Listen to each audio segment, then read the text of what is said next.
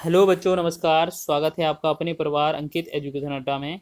आज हम बात करने वाले हैं RRB NTPC, RRB group D और आरपीएफ के बहुत ही महत्वपूर्ण प्रश्न के बारे में, जो अक्सर बच्चे छोड़कर आते हैं और आपको कम से कम समय में करने वाले हैं। ठीक है, और ये कम से कम समय मात्र 5 से 10 सेकंड में भी ये हल हो जाते हैं। और अधिकतर बच्चे क्या है, इन्हें छोड़ देते हैं ज्योमेट्री की वजह से। ठीक है, ये हमारा 65वां सेट है और इसमें हम ज्योमेट्री या ज्यामिति से रिलेटेड क्वेश्चन करने वाले हैं। टॉप 6 प्रश्न ऐसे बताए जाएंगे जो आपको मात्र 5 से 10 सेकंड लगेंगे और आंसर आपका आ जाएगा। ठीक है, लिखा है बिंदु ए बी सी केंद्र ओ वाले एक वृत्त पर स्थित है। ठीक है, जैसे हम मान लेते हैं यहाँ पर एक वृत्त हो गया यहाँ पर। ठीक है, और बोला है कि ए बी सी एक केंद्र ओ वाले एक वृत्त पर स्थित है जहाँ पर कोण ए सी बी बराबर 46.5 है। तो लघु वृत्तखंड पर ए बी द्वारा बने कोणों की माप ज्ञात कीजिए।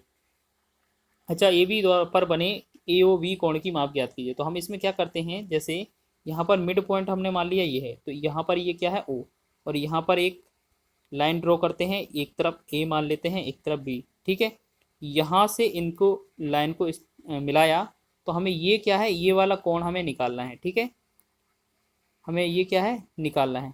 अब यहाँ पर क्या है, एक कोई सी वैल्यू है, यहाँ पर सी हो गया, इसको भी हम ज्वाइंट करेंगे। तो अब क्या है, यहाँ पर हमसे ए सी बी का वैल्यू दिया है, यहाँ पर ए सी बी का वैल्यू दिया है 46.5। ठीक है, तो आपको याद रखना है, अगर इससे रिलेशन पूछा जाए आपका कि यहाँ पर इस कोण का नाम बताइए ए ओ बी, तो हमेशा याद रखना अगर ये सर्कल के अंदर है, याद रखना अगर ये सर्कल के अंदर है तो आपको याद रखना जितना ये ए सी बी बनेगा ना, इसका डबल कोण ए ओ बी बनेगा। ठीक है, तो आपका कोण ए ओ बी की अगर माप निकालनी है तो जो आपका कोण ए सी बी है उसको क्या कर देना है, 2 गुना कर देना है। तो हम बात करेंगे, इसका जो मान था वो 46.5 था। अगर 2 से गुणा करेंगे तो ये कितना होगा, 2 पंचे 10, 10.2 6 12, एक 13 हो जाएगा, दो एक दो चौके 8, एक 9, यानी कि जो बनेगा 93। इसका राइट आंसर बनेगा ऑप्शन नंबर बी। ठीक है, आपने देख लिया, ये आंसर हो जाएगा। चलिए आगे बढ़ेंगे नेक्स्ट क्वेश्चन की ओर। अगला प्रश्न देखेंगे, पी क्यू एक ऐसे वृत्त का व्यास है जिसका केंद्र ओ है। यदि वृत्त की एक बिंदु आर पर स्थित है और आर पी क्यू बराबर 42 डिग्री है तो आर क्यू पी कितना होगा। आपको याद रखना है, जैसे मान लेते हैं एक सर्कल है हमारे पास, ठीक इस तरीके से, और यहाँ पर जो बीच में मिड पॉइंट है वो क्या है हमारा, मिड पॉइंट क्या है हमारा ओ है। ठीक, अब बोला गया है इस पर एक लाइन ड्रॉ की जाती है अगर पी क्यू एक ऐसे वृत्त का व्यास है, यानी कि यहाँ पर एक वृत्त, ये जो व्यास है इसे हम पी क्यू का नाम दे देते हैं। ठीक, और जिसका केंद्र ओ है, ये ओ पर टच कर रहा है।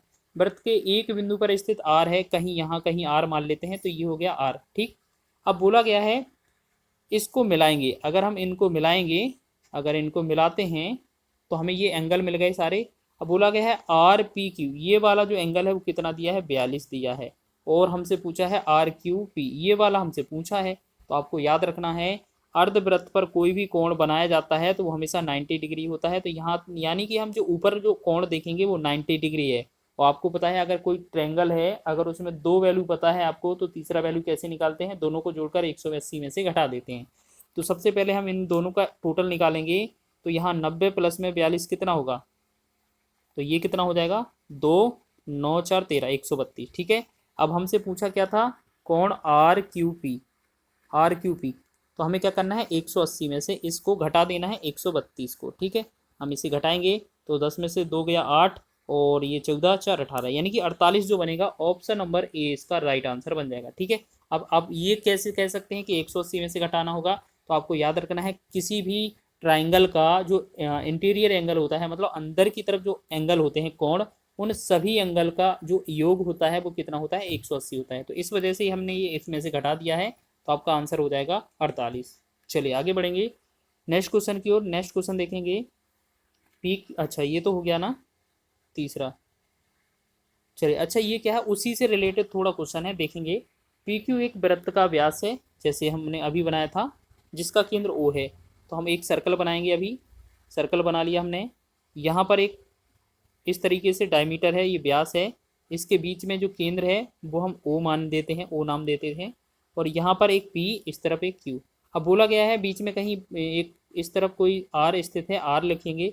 अब इन सभी को मिला देंगे अगर, तो इस तरीके से हमारा एक चित्र बन जाएगा। ठीक है, बोला गया है आर वृत्त पर स्थित है कहीं भी, तो हमने मान लिया। फिर बोला है आर पी क्यू, यहाँ पर जो आर पी क्यू ये वाला है, अभी पिछला जैसा क्वेश्चन है ये कितना है 39 है, और हमसे आर क्यू पी का मान पूछा है। देखो पिछला वाला क्वेश्चन रिपीट हुआ है, तो इसी तरीके का क्वेश्चन पूछा गया था। आपको पता है अर्धवृत्त पर बना कोण समकोण होता है, तो यहाँ पर तो ये 90 डिग्री हो जाएगा। तो हमने क्या बोला था, इन दोनों को तो ऐड कर लेना है सबसे पहले। तो 90 प्लस में 39 को ऐड करेंगे तो ये कितना हो जाएगा कि 9 और 9 3 12, यानी कि ये आएगा 129।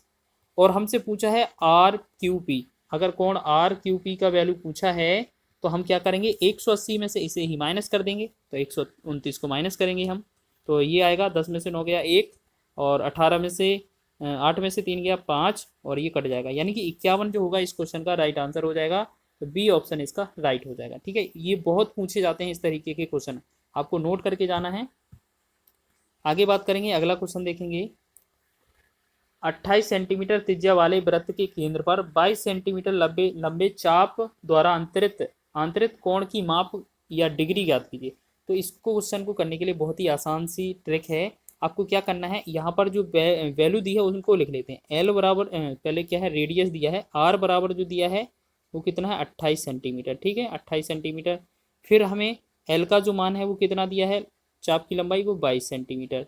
ठीक, अब हमें क्या पता है, जो कोण होता है थीटा, यहाँ पर लिखते हैं इस तरीके से, थीटा या कोण बराबर होता है वो चाप बटा त्रिज्या, मतलब एल बटा में आर होता है।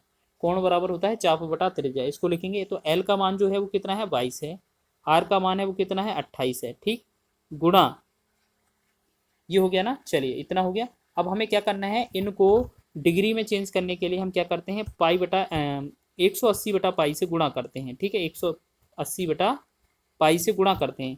अब हम क्या करेंगे, इस पाई का मान जो है वो लिख लेते हैं बदल कर। तो आपको याद रखना है पाई का जो वैल्यू होता है वो कितना होता है 22 बटा 7 होता है। तो हम क्या करेंगे, इस पाई की जगह पर यहाँ पर 22, ठीक है, यहाँ पर 22 और नीचे हमारा 7 होना है, तो 7 नीचे ना लिखकर हम क्या करेंगे ऊपर लिखेंगे। ठीक है, यहाँ से ये हटा देंगे तो ये ऊपर में हम 7 लिख देंगे। अब इसे कैलकुलेट करेंगे तो 22 से 22 कट जाएगा, 7 एकम 7, 7 चौके 28, 4 एकम 4, 4 से काटेंगे 4 चौके 16 और 4 पंचे 20। तो यहाँ पर जो थीटा है कोण आएगा वो कितना आएगा 45 डिग्री आंसर। तो ऑप्शन नंबर आपका सी विकल्प सही है। अब आप सोच रहे होंगे कि इसमें जो 180 बटा जो पाई है वो क्यों गुणा किया है। आपको याद रखना है, जब भी आप डिग्री में चेंज करेंगे रेडियन को तो 180 बटा पाई से गुणा करना पड़ता है, और रेडियन को डिग्री में चेंज करने के लिए डिग्री से रेडियन में चेंज करने के लिए पाई बटा 180 से गुणा करते हैं। ठीक है, इसका और भी कई सारे तरीके हो सकते हैं, लेकिन आपको ये बेस्ट तरीका बताया गया है, इससे आप कर सकते हैं। आगे बढ़ेंगे, अगला प्रश्न देखेंगे। अगला लिखा है, किसी वृत्त में 60 अंश का कोण केंद्र कोण पर कोण जो 60 अंश का केंद्र कोण है और 35 सेंटीमीटर लंबे चाप को प्रतिच्छेदित करता है, तो उस वृत्त की त्रिज्या क्या होगी। हमने देखा था अभी जो थीटा का मान दिया है वो कितना दिया है 60 डिग्री, और जो एल का मान दिया है वो कितना दिया है 35 सेंटीमीटर। ठीक है, 35 सेंटीमीटर। अब हमने देखा त्रिज्या का मान निकालना है, तो पहले आपने सीखा था कि कोण बराबर जो होता है वो चाप बटा त्रिज्या होता है। ठीक है ना, अब इनको रिप्लेस कर देंगे आपस में, तो हम इसे जो फॉर्मूला बना सकते हैं वो रेडियस बराबर ऐसे वाली भी लिख सकते हैं कि एल बटा थीटा हो जाएगा। ठीक है ना, तो एल का मान कितना है हमारे पास 35, ठीक, बटा में थीटा का मान कितना है 60। ठीक है, अब हमने देखा इस तरीके से अब हमें इसका आंसर निकालना है, और हमने देखा था अभी कि हमने कितने का गुणा किया था, पाई 180 बटा में पाई का गुणा किया था। ठीक है ना, अगर आपका पाई में आंसर दिया है तो हम पाई का मान नहीं रखेंगे, अगर नहीं दिया होता तो हम 22/7 रखते हैं उसको। ठीक है, अब 60 से एक बार जाएगा, 60 से 180 3 बार चला जाएगा, तो हम इसे आर का जो वैल्यू निकालेंगे, अब 35 का 3 में गुणा होगा तो 105 हो जाएगा, बटा में पाई हो जाएगा। ठीक है, तो ये आपका कौन सा ऑप्शन नंबर सी इसका राइट आंसर हो जाएगा। तो 105 से बटा पाई इसका राइट आंसर है। ठीक है, दोनों प्रश्न आपने आसानी से बना लिए हैं। आगे बात करेंगे नेक्स्ट 6वें प्रश्न की। दिए गए वृत्त में जिसका केंद्र O है, केंद्र पर बनने वाले अधिक कोण का माप 104 डिग्री है। वृत्त के भीतर बनाए गए चतुर्भुज में कोण O के सम्मुख कोण का माप कितना होगा। देखिए आपको थोड़ा जो डायग्राम है दिख नहीं रहा होगा, तो हम इसको दोबारा से बना देते हैं कि आखिर वो चित्र किस तरीके से है। यहाँ पर हम थोड़ा समझा देते हैं, वैसे हमने ये पहले क्वेश्चन में अप्लाई किया था। आपका इस तरीके से एंगल दिया है। ठीक है, अब आपका क्या है, यहाँ पर कोई मिड पॉइंट है, यहाँ पर O हो गया, मतलब एक O केंद्र है।